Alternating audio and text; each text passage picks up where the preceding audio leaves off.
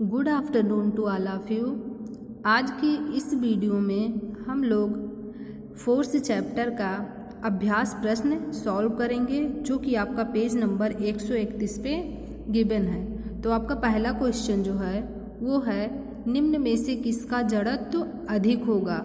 अब आपको पता होना चाहिए कि आपका जड़त्व क्या है और ये किन चीज़ों पे डिपेंड करता है। तो आपका जड़त्व जो है वो किस पे, द्रव्यमान पे डिपेंड करता है। जिस वस्तु का द्रव्यमान अधिक होगा उसका जड़त्व अधिक होगा। अब देखिए इसमें 3 पार्ट दिए हैं। पहले पार्ट में कह रहा है एक रबर की गेंद एवं उसी आकार का एक पत्थर।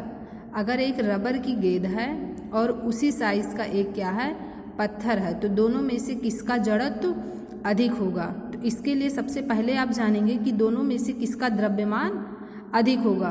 तो ये तो बताने वाली चीज़ है नहीं, सभी को पता है कि जो पत्थर होगा उसका द्रव्यमान अधिक होगा, इसीलिए जो पत्थर का टुकड़ा है उसका जड़त्व अधिक होगा। बी पार्ट में कह रहा है एक साइकिल एवं एक रेलगाड़ी। अब साइकिल का द्रव्यमान अधिक होगा कि रेलगाड़ी का?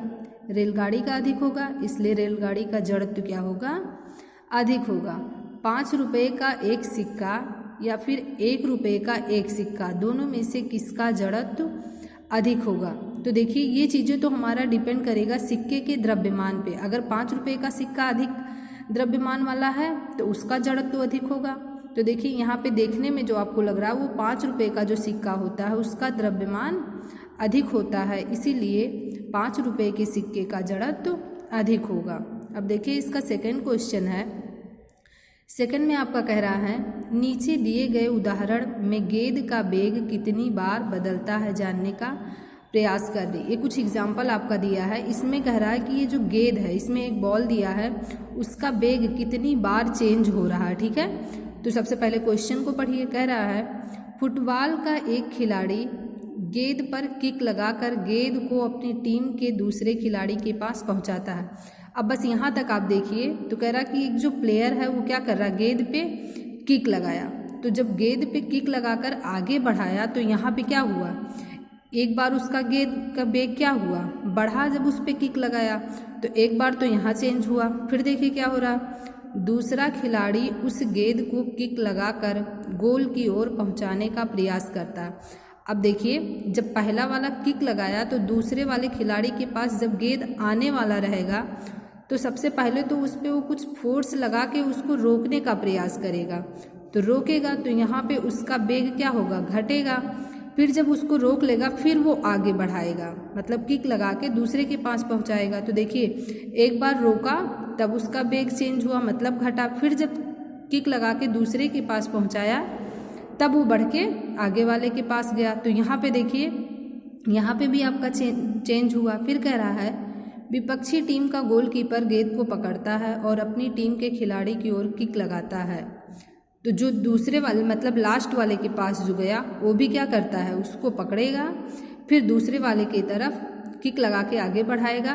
तो किक लगाया यानी उस पर कोई फोर्स लगाया तो उसका वेग यहाँ भी आपका चेंज हुआ। तो देखिए इसमें कहा था कि आपको कारण भी बताना है, मतलब रीजन पहचानना है कि कहाँ कहाँ पे उसका वेग चेंज हो रहा है और किस प्रकार से बल लगाया जा रहा है फिर चेंज हो रहा है। तो देखिए ये आपका हो गया सेकंड का सॉल्यूशन, जिसको आप ऐसे लिखेंगे। ठीक है, कितनी बार चेंज हो रहा है, कैसे हो रहा है, इस तरीके से आप इसे नोट करेंगे। अब देखिए जो आपका थर्ड क्वेश्चन है, थर्ड क्वेश्चन में आपका ये कह रहा है किसी पेड़ की शाखा को तीव्रता से हिलाने पर कुछ पत्तियां झड़ जाती हैं, क्यों।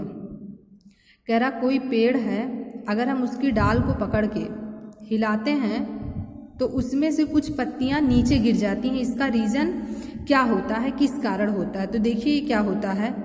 अब आप जानते हैं कि जो पेड़ की शाखा और पत्तियां, सबसे पहले उस पर कोई फोर्स नहीं लगा रहे हैं हम, तो जो पेड़ होगा वो क्या होगा, विरामावस्था में ही तो रहेगा। मतलब उसका पेड़ की शाखा, उसकी डालियां और पत्तियां सब क्या रहती हैं, विरामावस्था में रहती हैं। जब आप क्या करते हैं, शाखा को हिलाते हैं तो शाखा जो आपका होता है, मतलब डाल जो होता है वो आपका क्या होता है, गति करने लगता है। लेकिन पत्तियां क्या होती हैं, स्थिर जड़त्व के कारण। स्थिर जड़त्व के कारण मतलब पत्तियां जो रहती हैं वो स्थिर ही हैं के कारण वो क्या करती हैं, विरामावस्था में रहने की कोशिश करते हैं। अब जड़त्व का नियम यही तो होता है, मतलब जड़त्व आपका जो होता है वो यही होता है कि वस्तु जो है अपने जिस रूप में है उसी में रहने की कोशिश करता है, ठीक है। तो वही तो है कि पत्तियां जो हैं वो स्थिर रहती हैं, वो चाहती हैं कि हम ऐसे ही रहें, मतलब चेंज ना हो, जिसके कारण क्या होता है, पत्तियों पर एक बल लगता है और पत्तियां टूटकर गिर जाती हैं, ठीक है। जड़त्व के कारण ही होता है कि पत्तियों पर एक बल लगता है और वो टूट के नीचे गिर जाती हैं। अब देखिए आपका 4th वाला क्वेश्चन जो है, इसमें क्या है, जब कोई गतिशील बस अचानक रुकती है तो आप आगे की ओर झुक जाते हैं। आप क्या कर रहे हैं, किसी गाड़ी में आप सफ़र कर रहे हैं खूब तेज़ी से, अब अचानक जब उस पर ब्रेक लगा वो रुक जाता है तो आप क्या होता है, आगे की तरफ गिरते हैं। और जब आप बैठे हैं अचानक गतिशील हो जाती है तो आप पीछे की ओर गिर जाते हैं। इसका रीज़न क्या है आपको ये जानना है। तो देखिए क्या होता है कि जब आप क्या करते हैं, बस में बैठे रहते हैं, ठीक है, तो बस चलती है, आप समान गति से आप भी बस के साथ उसी दिशा में चलते रहते हैं। लेकिन जब बस अचानक रुकती है तो आपके शरीर का जो निचला हिस्सा होता है, ठीक है, वो किसके कारण, वो विरामावस्था में ही रहता है। आपके शरीर का जो निचला हिस्सा है बल के कारण, मतलब उस पर जो बल लगता है उसके कारण वो विरामावस्था में ही आ जाता है, ठीक है। जबकि ऊपरी हिस्सा जो है गति में रह जाता है। जो आपका ऊपर का हिस्सा है वो गति में रह जाता है और नीचे का हिस्सा विरामावस्था में आ जाता है, जिसके कारण क्या होता है, आप आगे की ओर झुक जाते हैं।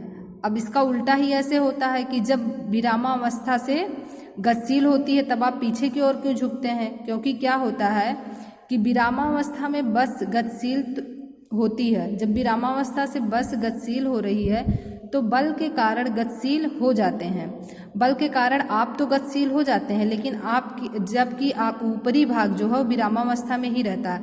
मतलब बस के संपर्क में आने पर आपका निचला हिस्सा बस के साथ तो गतिशील हो जाता है, लेकिन ऊपर का हिस्सा जो है विरामावस्था में रहता है, अतः आप पीछे की ओर गिर जाते हैं। तो ये आपके पेज नंबर 131 के सारे सॉल्यूशन थे, बाकी नेक्स्ट वीडियो में रहेगा।